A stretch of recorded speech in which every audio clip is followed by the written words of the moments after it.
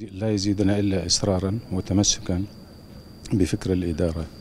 لهمبر ایریشن داگرکریا دولت ترک ام پیشگیری خوا جبور رهبری خسر نشان دادن. دولت ترک ج پروژه رهبری خسر دترسه لو ما ایریشن خازیده دیگه. ام ایریش تجاری وینا ما لواز نکه و ام هر دم لپشتا رهبری خسر و هزن خاین لشگری بن. دائما وداعمين لقواتنا. حجتك لملت الكرد منين خادم ملت الكرد الدنيا العراقي. لذا برد ام باندكن بانا ملت الكرد كن حتى بارتي كردستاني.